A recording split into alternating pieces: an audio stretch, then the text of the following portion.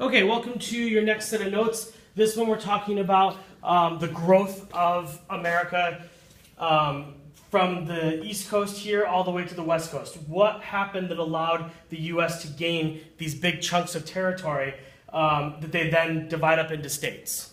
So, looking at this map, right, this is the original United States. Yeah, the 13 colonies were right here, but once we win the Revolutionary War, the Treaty of Paris 1783 grants all this territory in purple to the new United States. So this is our original territory once we became a country.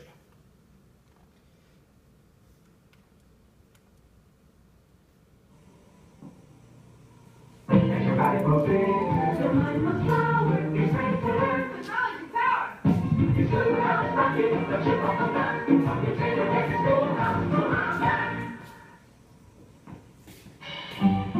One thing you will discover when you get next to one another is everybody needs some elbow room, elbow room. It's nice when you're kind of cozy, but not when you're tangled nose to nosy. Oh, everybody needs some needs a little elbow room. That's how it was in the early days of the USA.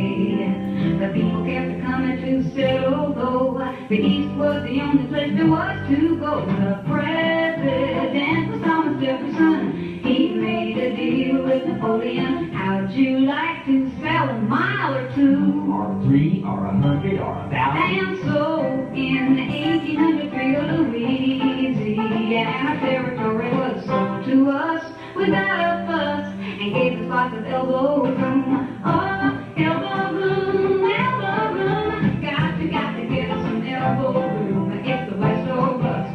In God we trust. There's a new man out there. Lewis and Clark on the Duty Road. I go by, good luck, wear your overcoat. They prepared for good times and for bad, and for bad. Oh, hired a Sacagawea to be their guide. She led them all across the countryside, reached the coast, and found the most elbow room we've ever had. The way was open up for folks with bravery. There were plenty of fights to win land rights, but the West was meant to be. It was a manifest destiny. The trappers, strangers, and the peddlers, the politicians and the settlers, they got there by any way they could. The gold rush trampled down the wilderness, the railroads spread across from east to west, and soon the rest was opened up for good. Now we jet from east to west, goodbye New York, hello LA. But it took those early folks to open up the way. Now we've got a lot of room to be growing from sea to shining sea. It's that we have got our elbow room, elbow room. But it is there should ever come a time when we're crowded up together. I'm sure we'll find some elbow room, elbow room, oh, elbow room, elbow room. Got to get some elbow room, makes the burn on us. It's hard to trust, better to stand up and down.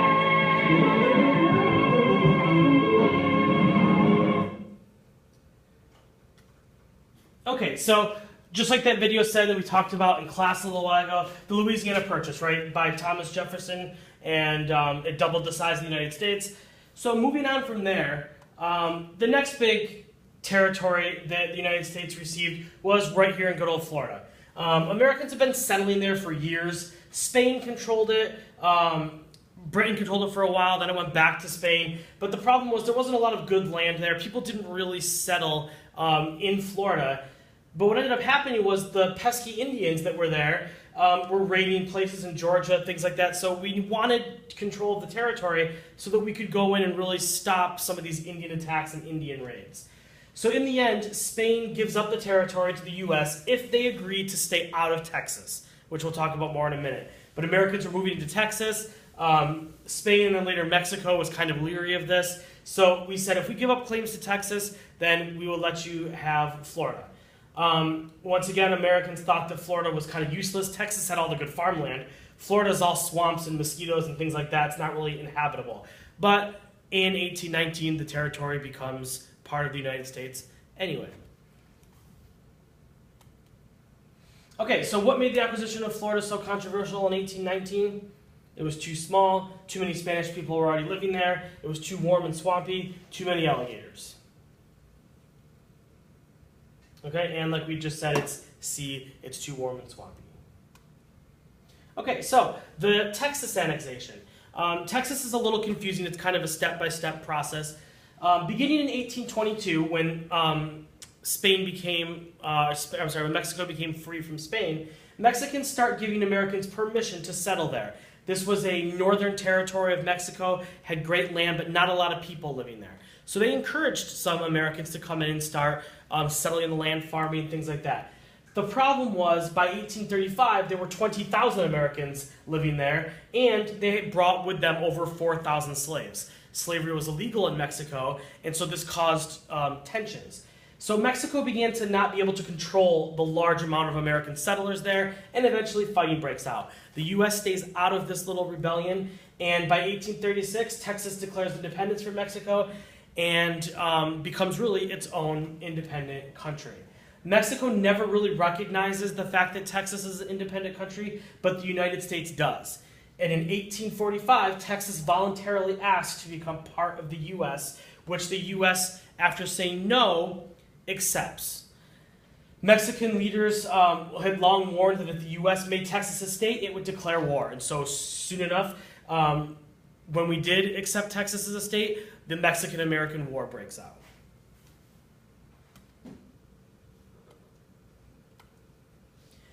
This video talks about a battle in the Texas War for Independence that is a pretty famous battle that I'm sure you'll recognize as soon as the video starts.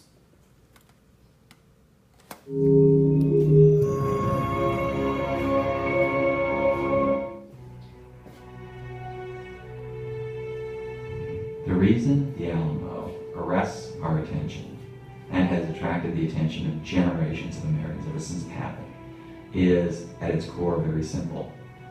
It's a battle in which everybody dies.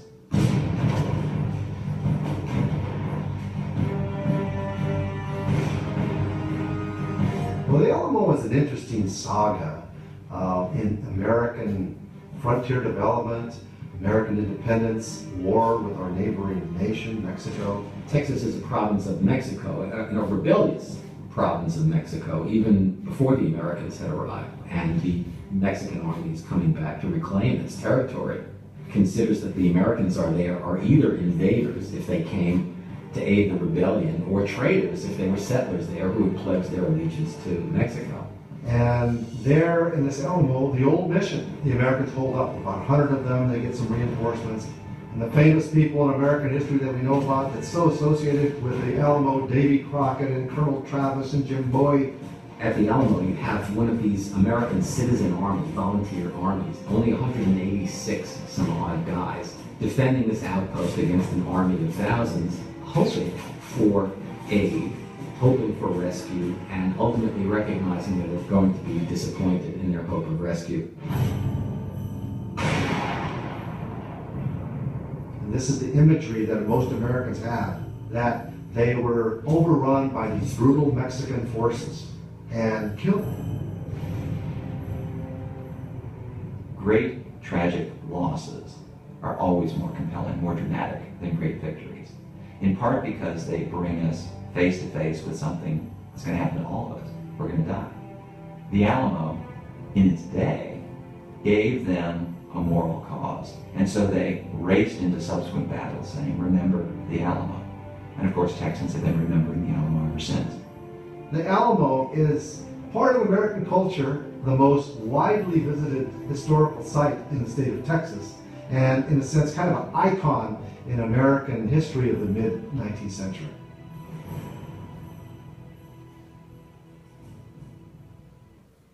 Okay, so after the Mexican War lasts for 2 years, it's finally over, and it's really fought over Texas. At the end of the war, the U.S. got the southern border of Texas that it wanted, and this whole area here, this Mexican Cession. Americans had troops all over Mexico, including in the capital of Mexico City by the end of the war.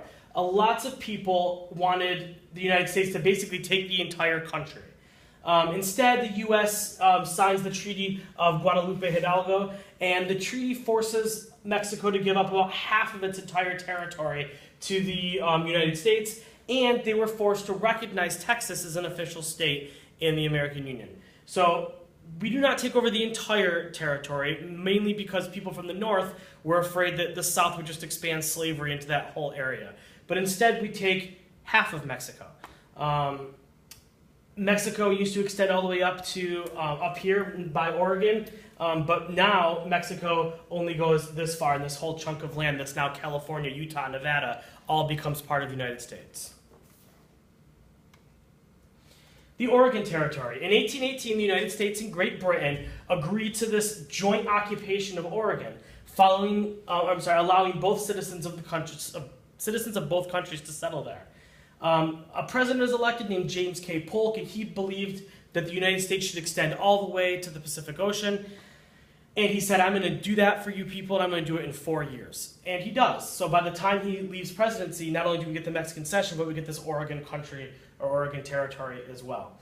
Negotiations over where this just U.S. Oregon should be really became kind of tense. Remember, Canada's owned by Great Britain. They think the border should be further south. Americans think the border should be further north. And they go back and forth and back and forth. Both countries didn't want to go to war over the area, but both were really firm on their positions. In the end, they reached an agreement to divide the territory at the 49th parallel. A previous condition existed where there was a border at this 49th parallel between Canada and the United States, and what ends up happening is they just agreed to continue that parallel all the way to the Pacific Ocean. Everything south of that goes to the United States, everything north of that goes to British-controlled Canada. All right, the Gadsden Purchase. The Gadsden Purchase is this little area here that is today the southern half of Arizona and New Mexico. After the Mexican-American War, the southern border of the U.S. was somewhat unclear. The Guadalupe Hidalgo Treaty didn't quite spell out exactly which side got which territory. The South was very envious that the northern states had just built this transcontinental railroad, or were going to build this transcontinental railroad, that went all the way across the country in the northern states. The South wanted the exact same thing. So they laid out plans to build this railroad. And what happened was the railroad actually went through this unclear kind of disputed territory. So to kind of alleviate the problem, the U.S. just decides to go in and buy this chunk of land for $10 million. Okay, now just a quick review. Which territory here is marked with the red dot? That's this one here. And the answer to that is Texas. Which territory is marked with the blue dot here? That is the Mexican Cession. Which area is marked with the pink dot, which is this little one here? And we know if we take the little one, it's the Gadsden Purchase. Which territory is marked with the yellow dot? That's this one up here. And that is the Oregon Territory. And just a quick little sort here. The Gadsden Purchase is this one. The Louisiana Territory is here. The Mexican Cession is this one. The Oregon Territory is here. Texas is here. And our good old home state here of Florida is right there. There you go. That concludes another set of notes. Don't forget to do a reflection and fill in the margins with main ideas, guiding questions, keywords, or even pictures.